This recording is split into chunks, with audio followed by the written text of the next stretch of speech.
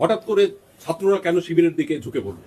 এই বিষয়টাতে আপনার আরো আরো গবেষণা করার প্রয়োজন রয়েছে, কারণ আমাদের বিশেষ করে ধরেন অন্যান্য ছাত্র সংগঠনগুলো তারা বিগত ফ্যাসিস্ট সরকারের আমলে বিশ্ববিদ্যালয়গুলোতে তারা কাজ করার কোনো সুযোগ পায়নি, এবং বিশেষ করে আমাদের ছাত্রদল তাদেরকে ঢুকতেই দেওয়া হয়নি, এবং তাদের কে বলা যেতে পারে যে পার্সন নন গ্রাটা করে সমস্ত করে তাদেরকে রাখা হয়েছিল।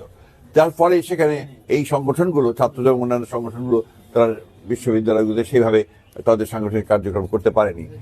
আর আরেকটা বিষয় যেটা আমি খুব জোর দিয়ে বলতে চাই, যে বিশ্ববিদ্যালয়ের নির্বাচন এটা আপনার জাতীয় নির্বাচনে কখনোই কোনোদিনই আপনার কোনো প্রভাব ফেলেনি।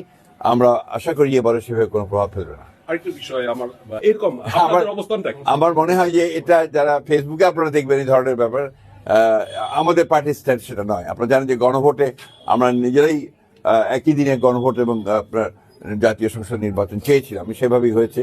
এবং এই সংসদের আপনার যে সংস্কারগুলো নিয়ে গণভোট হচ্ছে, সেই সংস্কারগুলো তো আমারই আপনার বহু আগে আপনার 2016 সালে এবং 2023 সালে 31 দফার মাধ্যমে আমরা সেটা জাতির সামনে প্রস্তাব তুলে ধরেছিলাম। সুতরাং সংস্কার তো আমাদের মজ্জাগত, সংস্কারকে চলমান প্রক্রিয়া, সেখানে সংস্কার থাকবে, সেখানে না বলার তো কোনো কারণ আছে বলে আমার কাছে মনে হয় না।